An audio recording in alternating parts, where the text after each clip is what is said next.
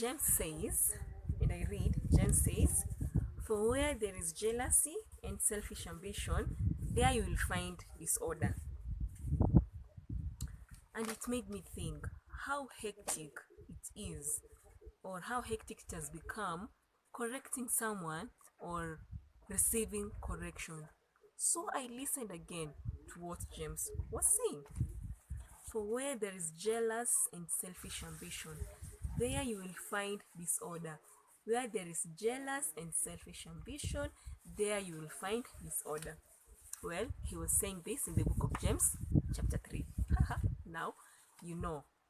And today we look at the driving force behind correcting each other, creating an open environment for heart-to-heart conversations. Hello, kids. So, yeah, even if you think it's wasting your time, it's not. As long as we live in this world, there will always be a need for correction. Us correcting someone else, other people correcting us. So correction it's all part of life.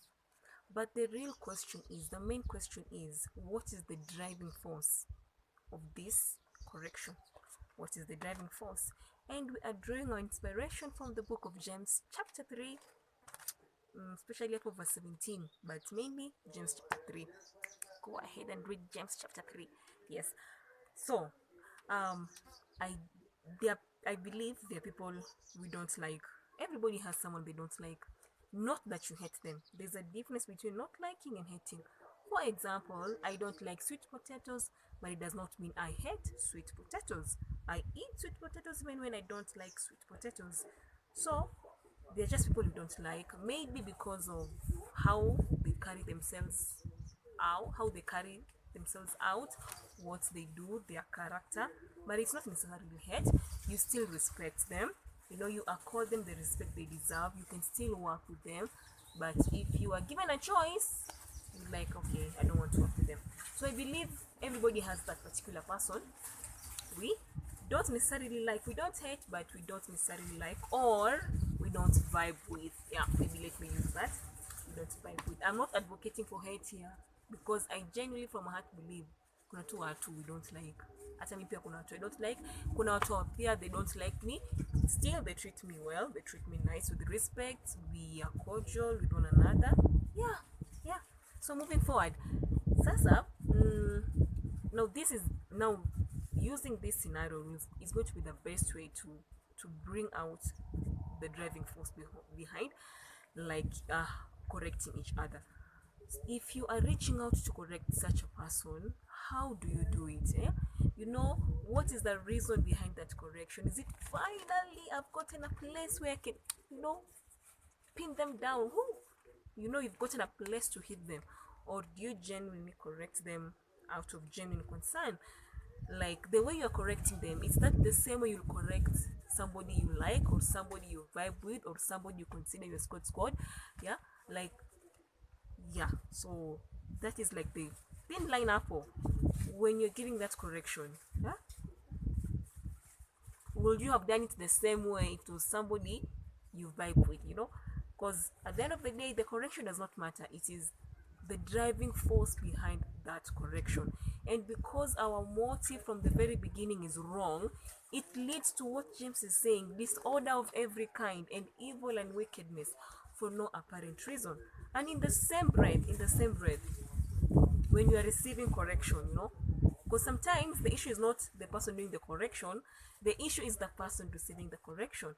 So if you're receiving the correction, when you immediately jump into defense mode, you immediately become negative. Ask yourself, if it was somebody that I liked who was making the correction, would I have reacted the same way? Or would I have been like, by the way, you have a point, help me pray about it. For example, I'm an usher, right? I serve in ushering in church, and sometimes maybe there is that usher, in as much as we serve with, I don't really vibe with them. So, and maybe I have a stony kind of face, and then they reach out and then they tell me, as an usher, it is good to smile to people when you're welcoming them to church, and also you also need to be stern. When they're giving me this correction, what is happening in my mind? Am I seeing the point that they have? I'm like, this particular person, here she is showing off how such a good and usher they are. Pride will destroy people. In my mind I'm like that, and then at the end of the day I become defensive, and then I'm like, no, some of us don't just have a smiling face, some of us just have a serious face, and you cannot force someone to sit where they do not want to sit. So it becomes an argument, such that instead I receive the correction kwa uzuri, kwa pole. I become defensive, we start arguing about it, and it becomes drama when there was no need for drama. Yet if it was somebody I liked or a friend who was telling me, enyewe kwani hapa you need to be stern when you're showing someone a seat, so that they can sit where you want them to sit, or smile a bit when you're welcoming people to church, and be like, wow, anyway, you have a point. So you see, the same me receiving correction differently, not because the way it is being delivered is different, but because of the person doing the correction. So the driving force behind these corrections, the driving force behind how we receive these corrections, what is the driving force? Is it jealousy? Because James chapter 3 really warns against jealousy. Sometimes you become defensive, or you become negative because this particular person does that service or ministry better than you, or this particular workmate is better than you, or you admire them, and because you don't like the fact that you admire them, you become defensive, you become negative for no apparent reason. So at the end of the day, the question is, what is the driving force behind that attitude when you're receiving correction, behind that attitude when you are giving correction? If it was someone you vibed with, you liked, you're a friend, you appreciate, would you have received it the same way, or would you still have the same attitude? And at the end, let me remind you what James is saying. Waswahili husema asiyesikia la mkuu vunjika guu. James ni mkuu, James ni mhenga actually. So listen to what James is saying.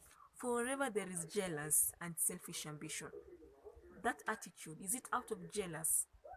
That correction, is it out of selfish ambition? Ask yourself. There you will find disorder of every kind. So before you give that correction, before you react to that correction negatively, ask yourself, wait, is there jealousy? Is there selfish ambition? Would I have reacted the same way if it was somebody I liked? And after you answered that, correct yourself in love. That's it for today. Thank you for listening. But what do you think about this? Mani exaggerate kidogo. So what do you think about this? Comment down below. And if you've enjoyed this video, like it, then share it with a friend. And let's meet next time right here on Heart to Heart with Connie. See you next time. Shalom.